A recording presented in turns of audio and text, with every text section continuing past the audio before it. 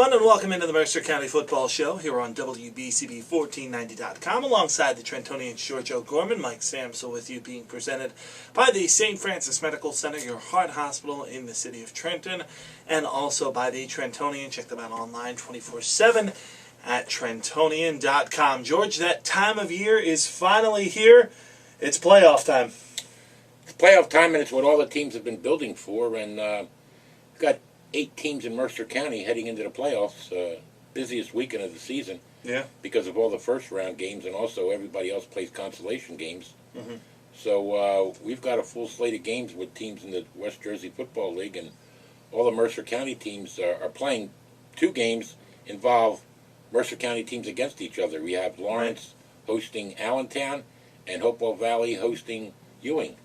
And the other one's Nottingham is home, Trenton is home. Mm-hmm. So it should be an interesting weekend of football, and a lot of teams, anticipating that, at least 2 teams will go to the second round, obviously, because we have 2 teams, playing against another county team.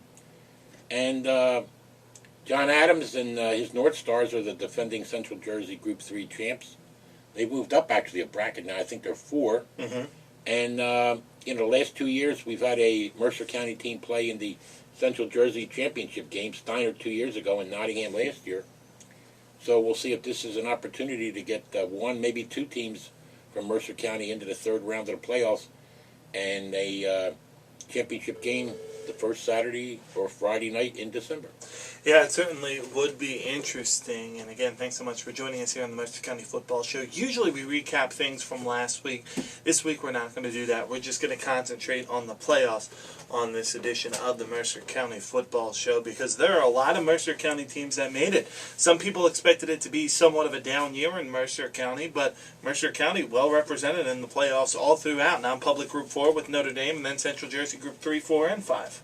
And a couple of brackets. We've got what is that? Is that the Central Jersey Group 3 that has Lawrence and Hopewell? Mm-hmm. Lawrence, Allentown, Hopewell, Ewing. Yep. The 4 teams out of Mercer County out of the 8 that made the playoffs. Mm-hmm. So that's pretty interesting, and at least 2 will get into the semifinals. Yeah. And Trenton, of course, is in the playoffs, hosting its first playoff game since it lost the championship game back in '93, I believe it was, to Woodbridge. And they've been to the playoffs a couple times since then. Lost twice to Piscataway, up at Piscataway. Mm-hmm. Lost once in the playoffs to Sayreville. And interesting matchup here with Tariq Holman, the first-year Trenton coach who's turned that program around. And Tornadoes 8-1, and they're hosting South Brunswick, a school where Tariq Holman actually coached for a year. Yeah. Till they unceremoniously dumped him, I guess you could say. Yeah. And but he's turned the Tornadoes around, and I know he's going to be geared up for this game. And Trenton struggled for a bit last week against Notre Dame. Some special teams mistakes again hurt the Tornadoes, mm-hmm. as it did in their only loss at Rancocas Valley. But the Tornadoes got their running game going, and we'll see what they can do against a pretty good South Brunswick team that comes in, I think, with 3 losses, having lost to some of the top teams in Central Jersey. I believe they lost to Sayreville, Piscataway, and I think Old Bridge. Mm-hmm. So the Vikings from South Brunswick, always a formidable opponent, and they're going to be coming into Bill Harvin Stadium on Saturday at 1 o'clock. All the Saturday games kick off at 1 o'clock, mm-hmm. and the Friday games kick off at 7. So some interesting matchups, and, excited about it. Unfortunately, Notre Dame drew the top seed in the non-public Group 4, and they'll be traveling up to Paramus Catholic, which under most rankings is the number 2 team in the state, or the number 3 team. They've lost twice. Lost to Don Bosco, and also lost to St. Joseph Montvale. Mm-hmm. Of course, the big thing with Paramus Catholic is Jabril Peppers, the outstanding running back who signed or committed even prior to his senior year to be going to Michigan. Yeah. The number 1 running back, the number 1 running back easily in New Jersey, mm-hmm. and the 1 or 2 running back in this United States. So we'll see how he's going. And he's also an outstanding sprinter. Yeah. I remember seeing him last year in the state track championships when he went against the Tornadoes. And so if the Irish can hold him, it'll be a major accomplishment for Mercer County football. Yeah, it certainly will. And don't forget, you can check out WBCB Sports 24/7 on our Twitter, twitter.com/WBCB Sports. We'll have 3 games coming up for you this weekend on the WBCB Sports Network. Friday night, George O'Gorman, who's sitting right next to me, myself, and Jimmy Z, will be out at Hopewell Valley for Hopewell Valley and Ewing. And on Saturday, we'll have 2 games for you. Trenton will be in action. And also, we will have the Nottingham game for you on the WBCB Sports Network as well. Trenton here on WBCB, Nottingham over on 107.7 The Bronx. George and I need to step aside, take a quick time out. When we come back, we'll go over the rest of the matchups throughout the NJSI Central New Jersey playoffs. You're watching the Mercer County Football Show here on WBCB1490.com. St. Francis Medical Center ranked #1 in Mercer County for patient safety. A recent article in Consumer Reports titled "How Safe is Your Hospital?" ranked St. Francis Medical Center in the top 10 hospitals in New Jersey for patient safety, and it was the only hospital in Mercer County to reach the top 10. This article from Consumer Reports provides a ranking by state in the categories of infections, readmissions, communication, and scanning, and Consumer Reports ranked St. Francis Medical Center in the top 10 in all of New Jersey for patient safety, and the #1 hospital in Mercer County, St. Francis Medical Center.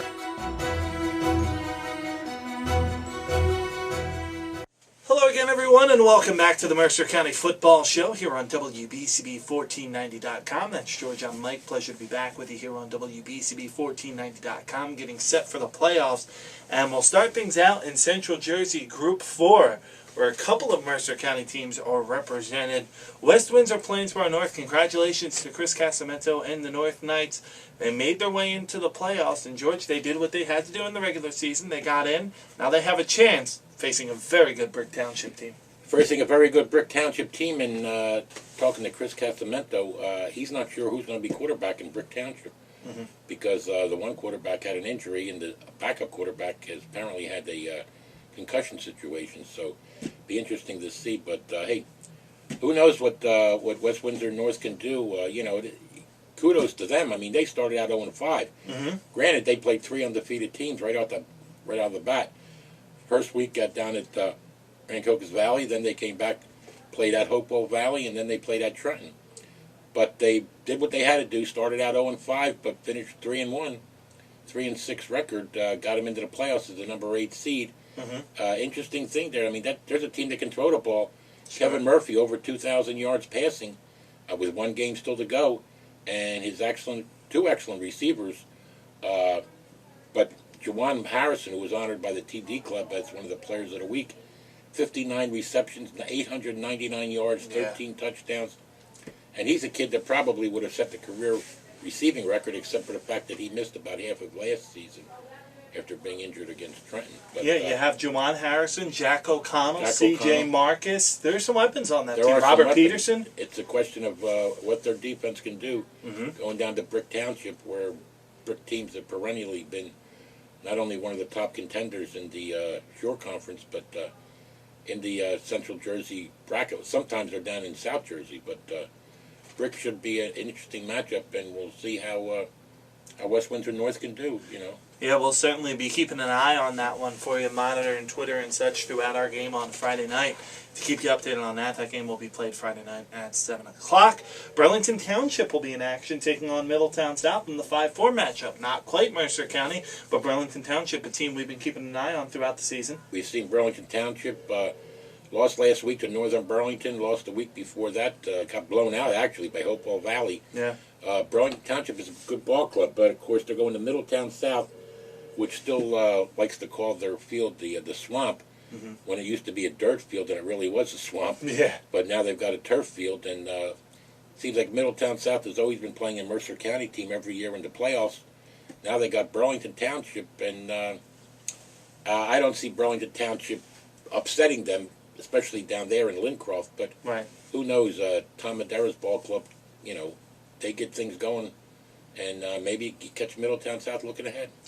The 3-6 matchup in this bracket is Colts Neck and Mercer County's seeming nemesis in Neptune. Interestingly enough, if Neptune wins and Nottingham is victorious over Middletown North, Coming up in the quarterfinals of the playoffs, we could very well see a rematch of Nottingham and Neptune. I don't know if Neptune is going to be able to get past Colts Neck. Yeah, that's a tough matchup for them.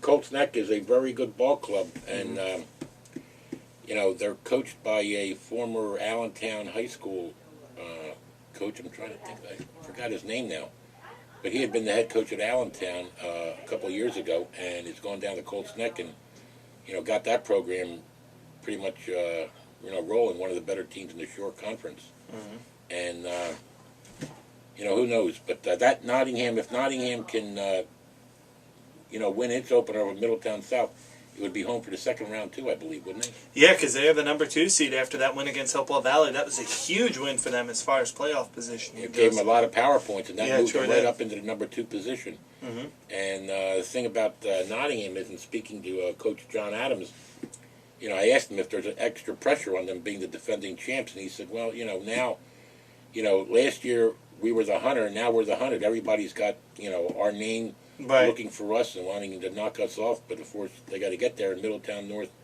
has the first opportunity. Interesting stat that John brought up, in their 2 losses to Allentown and to Trenton, they committed a total of 8 turnovers. In all their other games, they only had 2 turnovers. Wow. So that's the interesting thing, that they probably, David Cologne had 3 receptions the other day in their win over Hopewell Valley. All went for touchdowns, including a last-minute touchdown that brought the North Stars back and knocked off Hopewell Valley.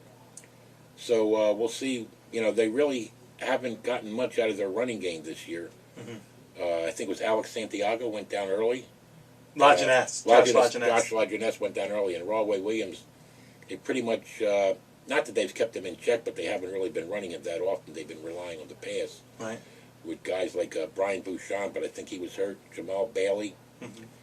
Hey, if the North Stars can put it together and get on a roll like they did last year, but they're going to have to do it again with defense. Right. Defense is going to have to really step up as it did last year, and Saquon Hampton, one of the best defensive backs in the East, is a key to this Nottingham team this year if they can really come up with some great defense. Yeah, absolutely. This team is certainly battle-tested, as we mentioned, being Central Jersey Group 3 state champions last year. We'll step aside right now, take our final time out here on the Mercer County Football Show. When we come back on the other side, we'll take a look at things in Central Jersey Group 3. 4 of the 8 teams in that bracket are representatives from Mercer County. 2 great matchups coming up this week in Central Jersey Group 3 for Mercer County, and we'll tell you about them coming back. You're watching the Mercer County Football Show here on WBCB1490.com. The Gator Jerry Blavin. And are you looking for the best local news coverage, the best sports coverage, both Philly and New York sports, and the best high school coverage? Then look no further than the Trentonian. It's the only local newspaper covering Mercer, Bucks, and Burlington counties 7 days a week. No one does it better than the Trentonian. It's coverage you can count on 7 days a week, from Levittown to Burlington, Hamilton to Florence, Trenton to Newtown. It's the Trentonian.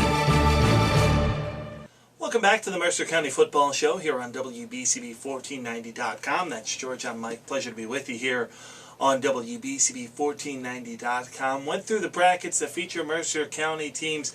Now we move on to the big one. Central Jersey Group 3. Nottingham was state champions in this bracket last year. They've moved up to Central Jersey Group 4. But this bracket is well represented with Mercer County teams. Half the field is Mercer County, and and you've got the 2 matchups that involve Mercer against Mercer. It'll be at Ewing at Hopewell Valley and Allentown at Lawrence. And Lawrence, after pulling out a 14-12 win at Willingboro last weekend, is still the only undefeated team in Mercer County, with Hopewell Valley losing at Nottingham. And Rob Radis and his Cardinals, everything has worked well for them this year. They've gotten an outstanding season from Samai Mitchell, really running the ball hard and running it well, and up around 18, 19 touchdowns, and Nick Falkenberg throwing the ball really well. And I'll tell you what, Cameron Kitchen, excellent ball player both ways, and Kadeem Neal really stepping in. I believe it is Kadeem Neal. I think he was a transfer from Don Bosco Prep, Yeah. and is back at Lawrence and really became eligible, I think, a couple of weeks ago. Well, he played at Don Bosco, then played at Notre Dame. Then played at Notre Dame, and now he's back at, now he's at Lawrence, and he's really added another dimension to that Cardinal ball club. They're going to have their hands full against Jay Graber's, Allentown Redbirds. They come in as the number 8 seed, but I'll tell you what, they're a very good ball club. And speaking to Jay, he's done one of the best coaching jobs in Mercer County, considering what he did with who he graduated from last year. Remember, Sure. they lost 2 years in a row in the playoffs to Neptune, and they had never been in the playoffs until the last 2 years. So this is the third straight year that the Redbirds are in there, and they graduated like pretty much 15 guys. Nick Palladino, the all-CBC quarterback, graduated, and Frank Juba, Norman Williams. I mean, so many great players, and they've just plugged them in. And Apostolico, the quarterback, he's done an outstanding job. Davion Thomas, the running back, and also defensive back. Yeah. Remember, their losses were at Hopewell Valley in a game that we did. Remember? Yeah. Where Hopewell scored a couple of defensive touchdowns, one on an interception that set up a score, and the other one was a pass that was tipped in the air and intercepted in the end zone. And then the next week they lost at Trenton, and they were in that Tornadoes game until the fourth quarter. And then they lost in overtime to Holy Cross. Yeah. All three of the teams that beat the Redbirds are all in the playoffs.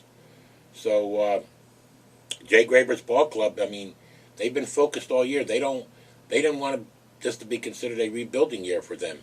They've done an outstanding job. Remember, they went out in the second game of the season, went out to Utah and lost there. I guess that was a good experience for them. And then they came back.